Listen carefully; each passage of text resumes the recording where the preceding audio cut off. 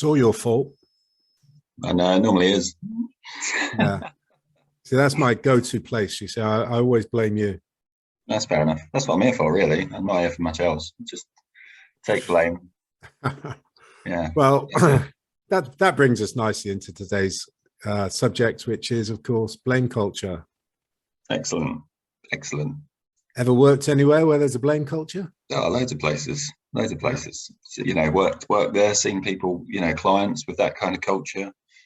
I've even seen clients that think that's a culture within their business and are blaming everyone else for it and not realizing that they're perpetuating it. So yeah, absolutely. The world is riddled with it. So what was it like when you were working in a blame culture? Well, it's you end up with a lot of defensive attitudes, and it actually influences people's decision making because of the fear of that consequence of being blamed. Yeah. Influences commitment. It influences creativity.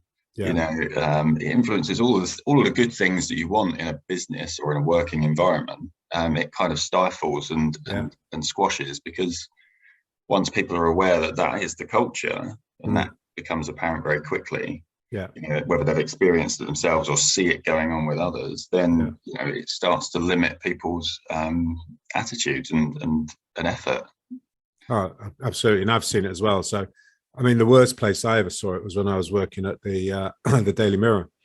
And one of the biggest sins when you're a sales exec selling advertising, particularly at that time, I mean, we're talking 20 odd years ago now, longer.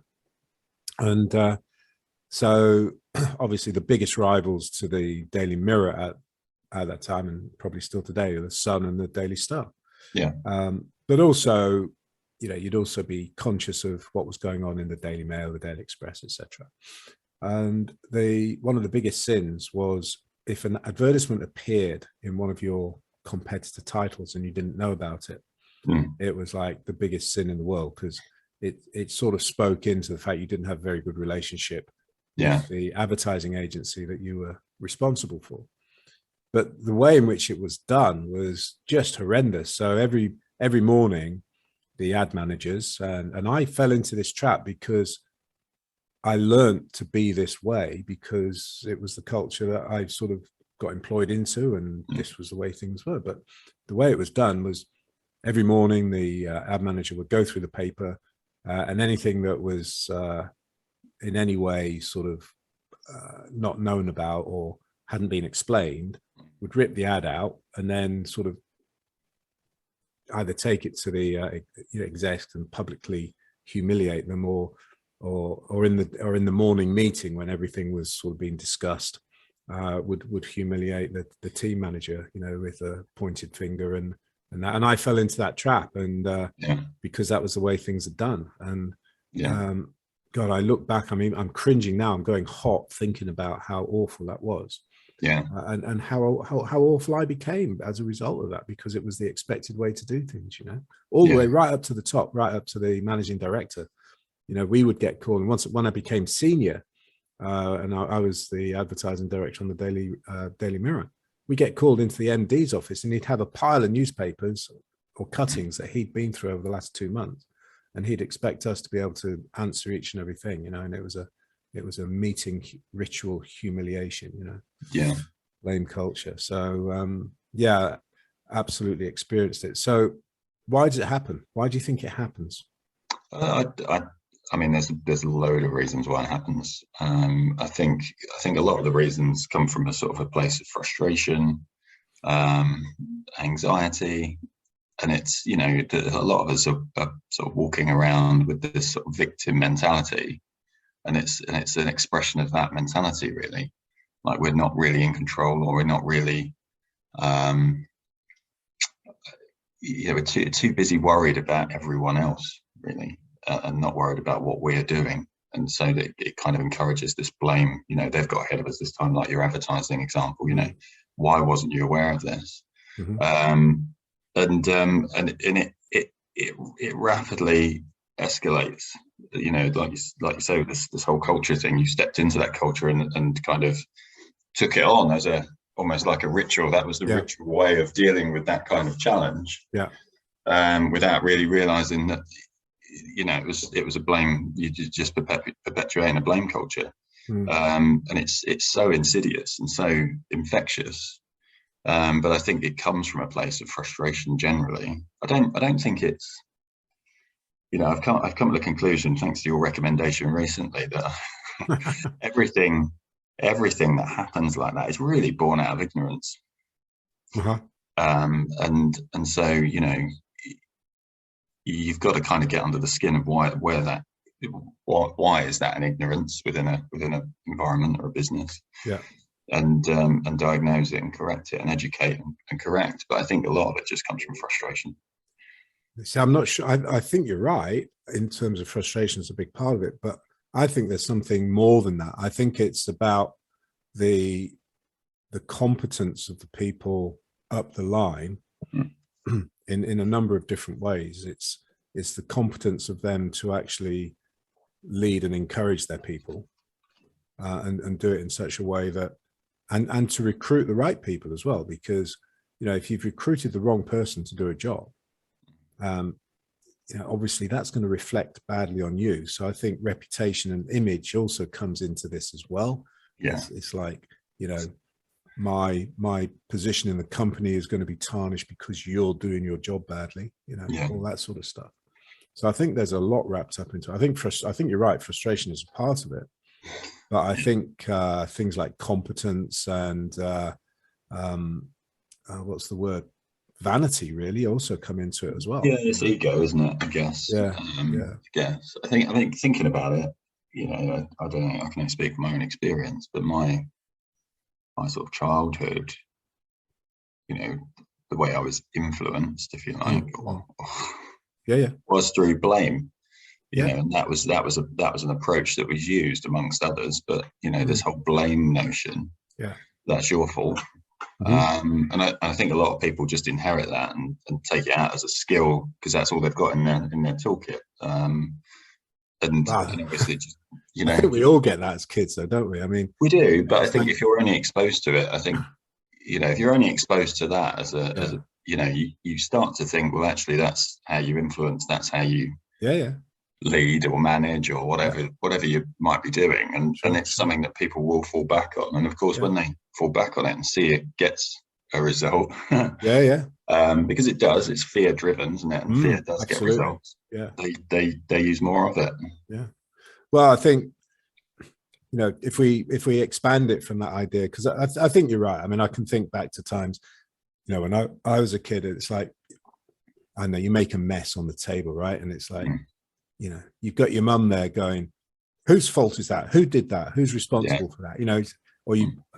I was, because I used to play football in the lounge, right? Just with little tennis balls.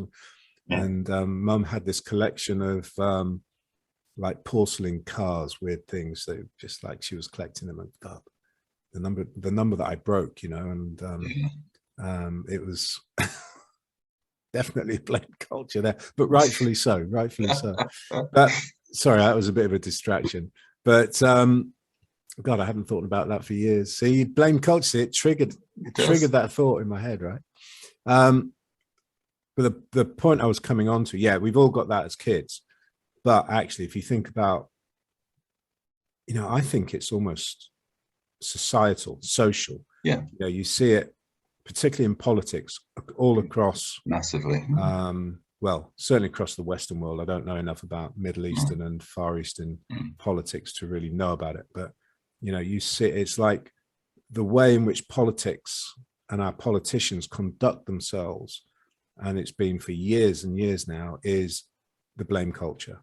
And it's, they're either blaming other people, they're blaming the opposition party, they're blaming, if it's the left wing, they're blaming the corporations. If it's the corporations, they're blaming whatever, and it just gets fed through in every aspect of coverage in the news and current affairs and, whatever it is that covers that sort of thing.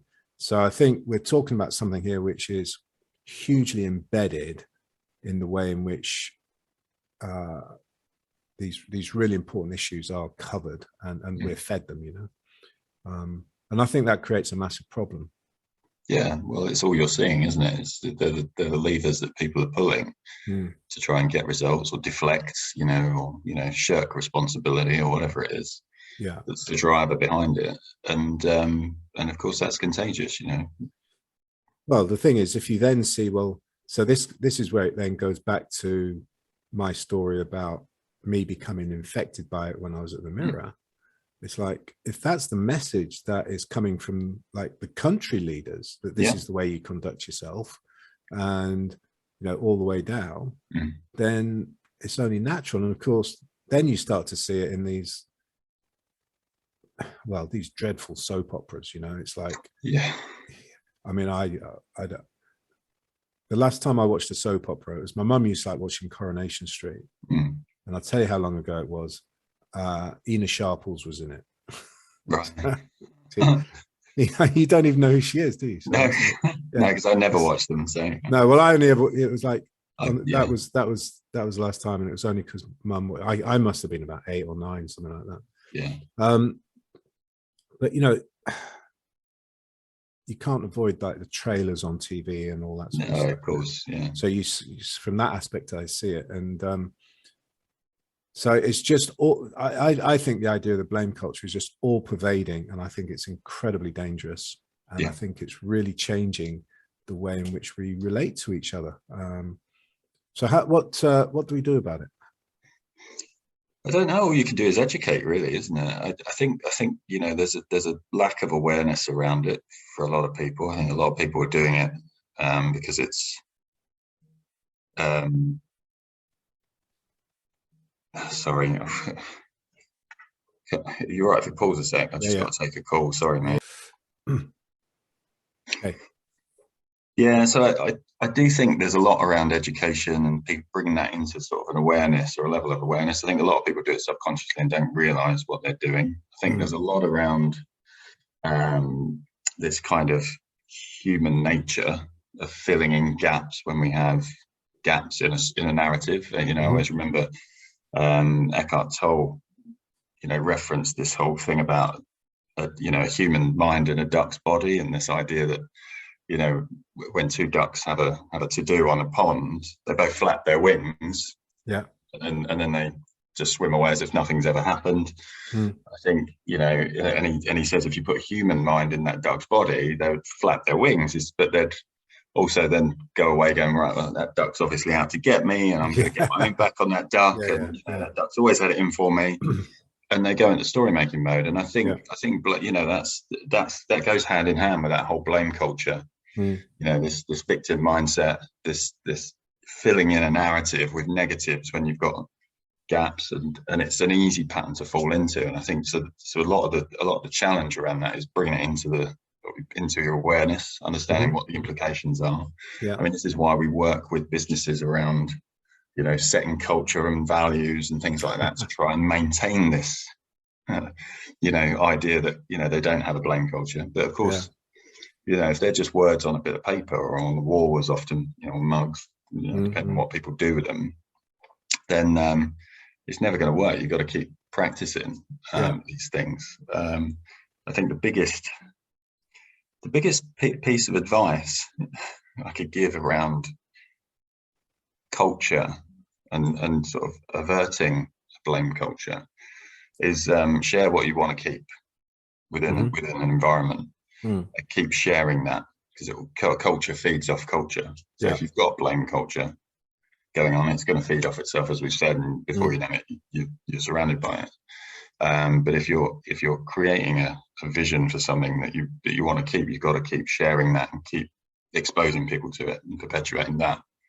So so one of the biggest ways in which I see blame culture being perpetuated is, and it can happen in some surprisingly small businesses as well. You know, this does not have to be a big corporate thing by any stretch of the imagination. I've seen this happen in really, you know, like businesses with no more than 3-4 people in it, you know, is when you have the person at the top, or the person, you know, obviously the bigger the organization, everything's organized into pyramids, isn't it? You know, so everyone's like responsible for a team of some sort. Yeah. So it's when you get that person of responsibility for managing a team, well, this sounds obvious, but it's like looking at their people and going, it's you, not me. Yeah. You know, and I think one of the challenges we've got with this little conversation we're having is that all of those people going, it's you, not me, aren't going to be interested in listening to this, because they'll think, oh, that's for you, not for me. Exactly, yeah. Because I'm okay. You know, if you're the problem, and if I didn't have to deal with you as the problem, everything would be absolutely swimmingly fine. Yeah. And that's, I think that's the biggest single problem in trying to break through a blame culture. Yeah, no, exactly. I think it's interesting. Are you familiar with the 5 tribal stages? It depends. I picked this up. I picked this up from Phil Jackson's book, the NBA. Oh yeah. And he used it with his coaching, with his teams, because obviously he had a lot of different personalities to manage within that era. So for those who don't know, Phil Jackson's the most successful basketball coach in NBA history, effectively. Coached the likes of Jordan, Kobe Bryant, Shaquille O'Neal, all those people. And so he used this framework around sort of performance, and obviously performance gets better the further you go up the ladder of these stages. And so at the beginning you've got stage 1, which is around being alienated and quite undermining, so everything sucks. And then stage 2 is this apathetic victim stage, which is my life sucks, and you see yourself as separate. And then you've got this lone warrior stage, which is I'm great, you're not, and that's all about personal domination. And of course that's what you see when you get some of that. That's some of that blame culture there creeping in right there. I'm good, well, it's all your fault because I'm doing my job. I'm pulling my weight. But what's interesting is, and I've seen this with businesses and sport as well, because of my sporting background, stage 4 is not the end stage. There's tribal pride, which is we're great and they're not. And that's a collective idea that we're better than everyone else. And actually that all that is a partnership, effectively. And you'll see that, within your pyramid that you talked about, you'll have parts of that pyramid that will say, well, we're carrying the company, you're not. Our team's brilliant. What are your team doing? Which is obviously still blame culture. And but the stage 5 is this kind of, it's called innocent wonderment. And that's a real team. And the outlook for that is we're great, so are they. And I think a lot of businesses strive for that tribal pride, because they're creating an environment where it's really saying we're great, you're not. And they're probably thinking in terms of competitors and all the rest of it. But actually that happens internally. Oh, I've been victim to that, he says. Victim culture, victim mindset. It happened to me. So after the Mirror, I went to work for another newspaper, a local newspaper group. And it was around about the start of the 2008 recession. And so as the recession gathered momentum, it was extremely difficult because obviously advertising revenues are advertising spend is one of the first things to be hit, particularly in small businesses, which was the marketplace. So anyway, because that recession was huge for all sorts of reasons, and so job cuts were mandated. And anyway, they were mandated. It was a subsidiary of an American company, and the American company said, you got to cut. So that then came down through the CEO of the UK. It was an organization of about 4,000 people at that time, or maybe even 5. So it was a biggish organization. And anyway, the local NUJ, because they had been subject to these cuts, decided to go on strike. And they named me as the commercial director, along with the managing director, as being the reason that they were going on strike, for incompetently running the business and not being able to get the ad revenues in to support their jobs, and it was horrendous. It was, and this was like out in public. I think if you Google my name, I think you can still, if you go down the list, I think you probably still find reference to that, and it's and it actually caused the guy who was the MD of that business, guy called, well, I won't name him, but yeah, he resigned, and he was an ex-journalist, and the pressure and the stress of that caused him to resign. And yeah, so I've been on the receiving end of that tribal "we're okay," because basically what that was the journalists saying we're okay, and us on the commercial side saying, them saying we're not, we weren't doing our job from their perspective, and therefore we were to blame. I was to blame. It was horrendous, absolutely horrendous, So I think I like that, and I've read that book. Yeah, I just couldn't remember that those 5 levels, but yeah, I have read that book. It's a great story. Yeah, because you're going to have people at different levels within your organization, within your teams, Yeah, and it's about creating alignment, which is all this is about, really. Anyway, isn't it? It's about creating alignment and building the environment that you want, rather than being led by it. And so, I do find that a useful framework, just because people can recognize where they're at, and of course you can be at different levels in different facets of your life as well. Outside of work, you can be one level and inside another. And that's that whole idea of people sort of playing out roles and various things, and within the business. And I think that's something that also feeds into this blame culture a bit, where people, when they lack the kind of the skills, if you like, or the awareness, they assume they have to adopt that approach, if you like, almost to get results, because they're the leader, so they've got to dictate who's to blame, who gets punished, to try and motivate. Well, then again, I think you can look back at TV shows like Dragon's Den or The Apprentice, and they just the whole way in which those shows are set up, and obviously you've got to take some account that they are dramatized for effect, but they're set up with that whole sort of blame culture, especially The Apprentice. It's like, you failed, because you didn't do your job, or you were no good at that, and then you've got the whole "you're fired" thing, which is maybe it's great TV. I mean, maybe it is great TV. I don't watch it. I did watch it in the beginning, but I don't watch it anymore. But it's like, really, is business really like that? It gets portrayed like that so often. It gets portrayed like that in films. Business people get portrayed as being these hard-headed, ruthless. I mean, when was the last time you saw a film that portrayed a business person as a kind, caring, responsible person who actually really wanted to look after their people and won on the back of it? I mean, I'm not talking about the ones who get portrayed that way, and then they get and then the story shows them being ripped apart by these ruthless people from the financiers or whatever, because there's loads of those stories as well. It's interesting, isn't it? I can't, none spring to mind, actually. I guess the easier ones that spring to mind are the ones that are the sort of perpetuating blame. I think well, if you haven't seen it, it's worth a look anyway, because it's one of my favorite films. There's a film called Elizabethtown, which is a Cameron Crowe film with Orlando Bloom. Okay. And the whole film starts off with that blame culture, because he's just absolutely tanked the project for this massive global business, and I mean absolutely tanked this project. And the boss takes him around the business and says, well, this is the team I'm going to have to let go of because of and it's this room full of people, and he paints this whole picture. Alec Baldwin is his boss. He's brilliant.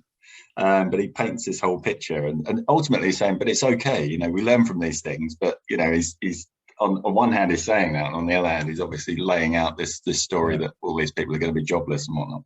Sure. So yeah, it does. It happens in everything, in everything, and I do think there needs to be more positive stories out there. But the question is, who wants to watch those positive stories? Well, that's very true, and yeah, exactly. It's just, I've never really understood that the psychology that we like the negative. What's the word?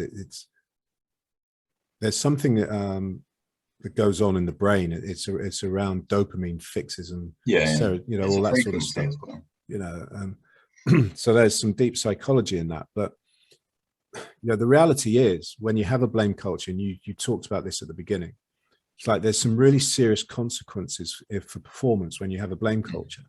So let's just lay those out absolutely clearly, so that, you know, if there is anybody who is listening who is thinking, yeah, well, actually, I have got a sense that there is a bit of a blame culture going on,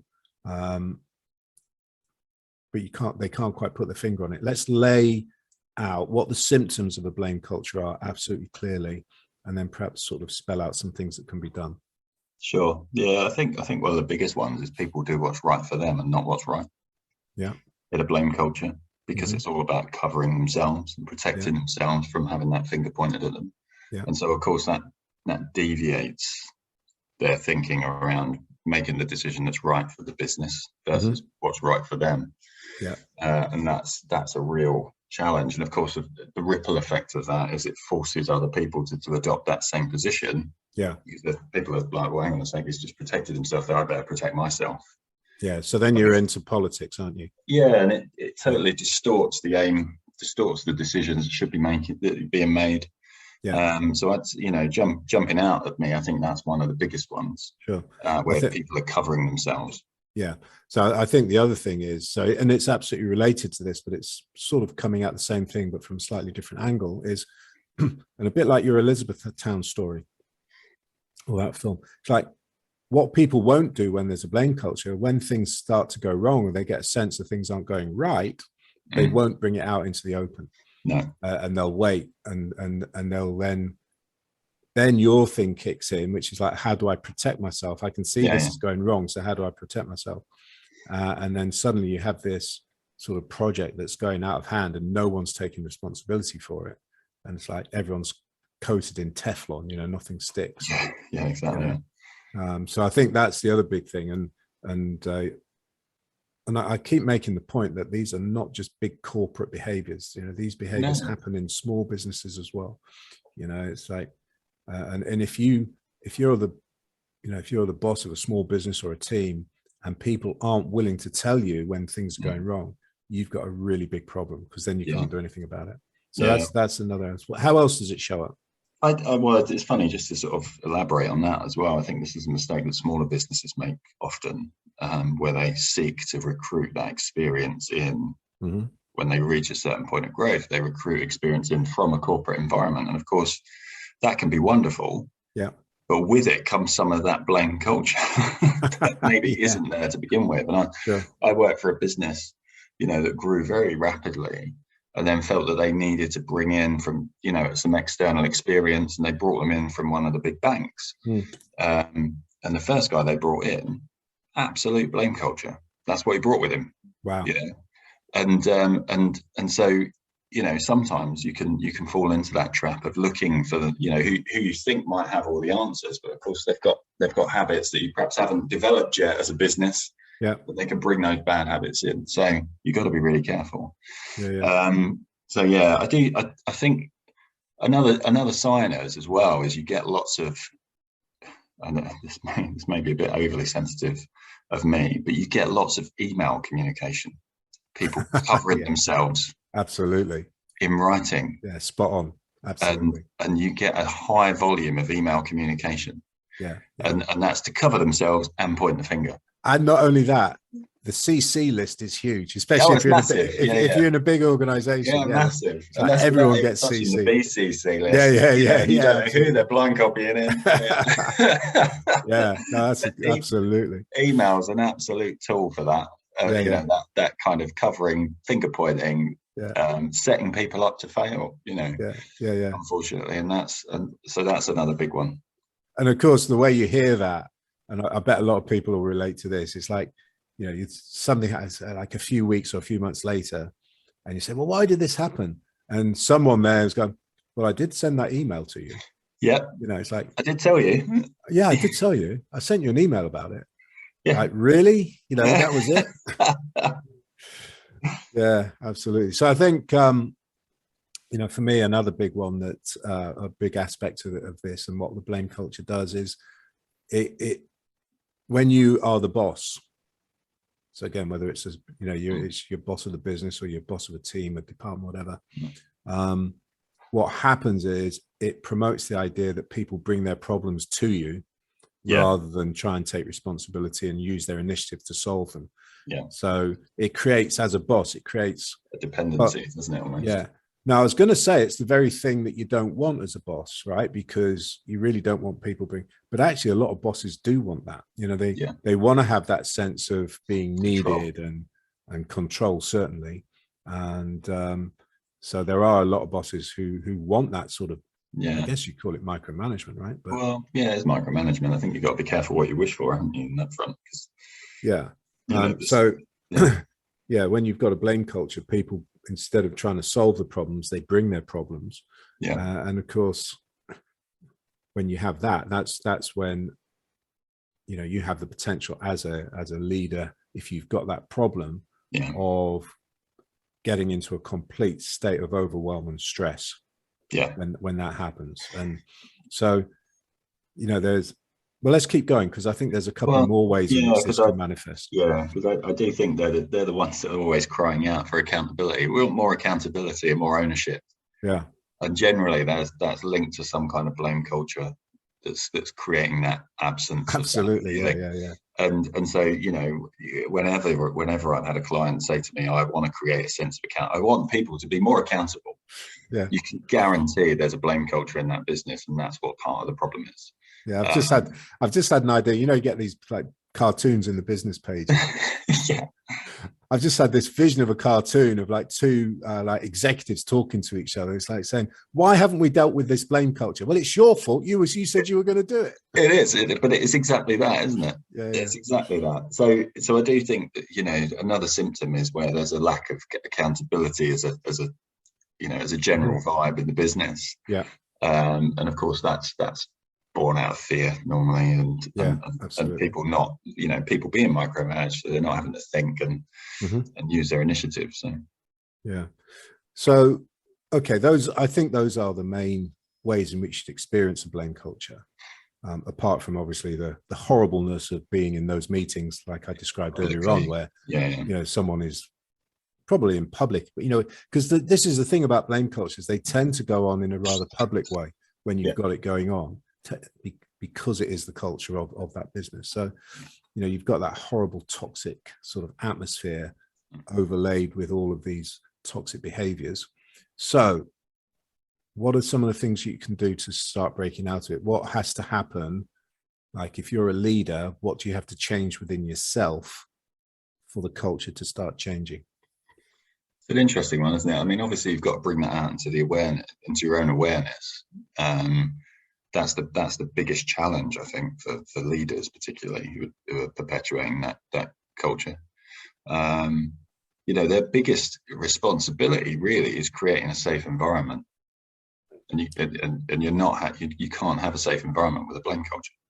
Well, I think it starts I think you're absolutely right, by the way, but it's, for me, the starting off point has got to be a question along these lines. It's like, what is my role in this, or what am I doing that's causing this? It's like you've got to get away from that position of saying, I'm okay, you're not, going back to your 5 tribal layers, or indeed, because the other thing that's very similar to the tribal layers, of course, is Graves. Graves levels, and that obviously that's been spun out into spiral dynamics. Which looks at the organizational types, and that's really interesting for anyone who wants to sort of really get under the skin of this. Definitely look at spiral dynamics as part of this, because it really describes well what's going on at different when organizations are at different stages of development. But coming back, it's like if you're a leader, you've got these negative things happening, you've got people bringing their problems to you. They're not solving them themselves. They're not taking responsibility for all those things. If you can't say, what's my role in this? If you can't ask yourself that question and haven't got the courage to ask yourself that question, because that's really what it's about, you're never going to break out of it. That would be my perspective on it. No, exactly. Yeah, and it's changing the language as well. So your internal language, as well as how you communicate externally. It's because there are words and approaches that you'll be using as a without realizing. You've got to kind of stop that and sense check it and ask that question against whatever you're going out into the world with. Can you give an example of something that sort of fits into that? Well, I do think that the whole when we look at things that aren't working, that's obviously the pinnacle of where blame culture is going to manifest, isn't it? That's where it's most likely to appear, where someone, and even if it's not said, you've got to be honest about how you're thinking in terms of you might have an external view of that you project of, well, we win and lose as a team. But of course, if internally there's something at odds with that, you've got to address that, because you're not. That is going to be influencing you in other areas. And not only that, it won't only be influencing you, but I'm sure you'll know this, right, from your own experience. You can see it because emotional leakage. It's like whatever's going on in your head. Yeah. It manifests itself in your body language, your tone of voice, your facial expressions, and unless you are an incredibly skillful actor or actress, you are not going to be able to hide that. And it can even be a little thing, like a little one of those breath things that we do if we're a bit frustrated. Just the smallest thing, and the minute you do that, it's like you've given the game away. You've shown your hand, haven't you? And that all comes. So I think what you've just said is absolutely spot on. It's like, if your head is in a bad place, then, well, I'm calling it a bad place, but a lot of people don't see it as being a bad place. That's the thing. They just think, they just go straight there. Something happens, bang, the emotional trigger happens, and before they know it, they're in that place, and it's happened in like a microsecond. So it's fascinating, isn't it? I think there is a bit of perpetuation now. It'd be interesting to get your view on this. I remember a long time ago when Glenn Hoddle was manager of the England football team. And he took us to, I think it was a World Cup. It must have been a World Cup. Yeah, it was France, I think, wasn't it? I can't remember where it was, but he took us to a World Cup, and all of the public were, pushing for Beckham to get played more, get more time. Yeah. And Hoddle kept going on about this temperament thing. Kept going on about it. That was his response. And I remember as a football fan watching at the time, thinking, well, I'm not seeing that in his Man United. I'm seeing him as being really dedicated, really professional, and putting in good performances. And of course, he put him in, and he kicked out on Simeone and got sent off, and then he was vilified by the nation. Everyone blamed him for our exit from the World Cup. But you think how much of that was attributed to Hoddle's style of leadership and coaching by sowing that seed and creating that? Sure. Because I'd never seen him do that until he did it then. Yeah, I think there's a little disconnect in the timeline on that, because he got sent off in Argentina, didn't he? Against Argentina, but wasn't it actually in Argentina? It was a World Cup tournament. And he got sent off. It might have been France, but he got sent off, and we went out on penalties. Okay. No, I remember that. The whole build up to that was people were crying out for more minutes for him, a bit like they're doing with the Man City player at the moment, actually, the playmaker. I can't remember his name now, but Grealish. And yet the manager was defending, saying, well, no, his temperament's not right, and he's and you just think, well, hang on a sec, he's been playing for Man United since he's like, I don't know, 17 or something. Ridiculous. I don't think he'd ever had a red card, or certainly hadn't seen anything like that. And then that happens, and you think, well, how much of that dynamic is caused by that self-fulfilling prophecy? Yeah, it is, and that happens all the time in business, doesn't it? Well, I knew you were going to do that wrong. Yeah, absolutely. No, well, look, I'm a great advocate of the power of words, and anyone who's worked with me will know that, because it's one of the first things I latch onto is people's language. And I have to say, it's something that I wasn't aware of, particularly when I was in the corporate world. It was nothing that I was trained in. It's only something that I've learned since coming out of that world. the importance of the words that you use. Language is everything. Not just with other people, but with yourself. It's like, when you use words, your own brain is listening to those words and taking them in at a subconscious level. And that's creating an element of your own truth and reality, etc. From the words and the tone of voice you use and all that sort of stuff. So having looked at the psychology and the neuroscience behind it now, the power of words is absolutely incredible. And I think you were talking about education earlier and ignorance. And I think that is a huge area. If you want to get out of blame culture, start looking at the words you use straight away. Yeah, exactly. Because like you say, that internal dialogue that you have, you're using that language in that internal dialogue, and that's, reinforcing your sense of identity ultimately. Something else that I think is really important to come out of blame culture is what you're focusing on. So for most businesses, they focus on what's going wrong because what's going wrong is either costing money or time or both.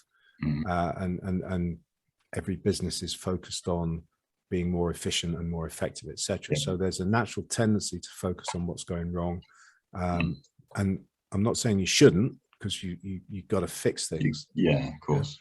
But at the same time, you also have to counterbalance that with what's going right, and you have to celebrate the good things, because if all that you focus on is what is going wrong, then you end up with a distorted perspective on reality. And this happens a lot as well. You can I don't know whether you've had it. I've worked with really profitable business where the business owner thought things were terrible. But I think we do that a lot in life anyway. We do that in relationships. We do that in all sorts of areas of our life. I think it's a very human thing, isn't it? And in terms of it's like we've talked about this before, about this whole notion of self-preservation, survival, protecting you from danger. And I think, if you're not careful, that can run riot, and before you know it, you are then, you're in a very different place mentally to perhaps how everything looks on the outside or how everything is in the reality. Like you say, highly successful businesses, and people are sitting there thinking they're a complete failure. So I do think that's a very human trait. And language, internal dialogue, the language that we use internally, this whole notion, and we've talked about it before, around gratitude and shifting your perception of things that are negative. Celebrating success in the right way. All of those things help, don't they, and contribute to creating a better environment. Well, I'd go beyond that. I'd say they're essential. I think you've got to have the counterpoint. So any last thoughts on blame culture?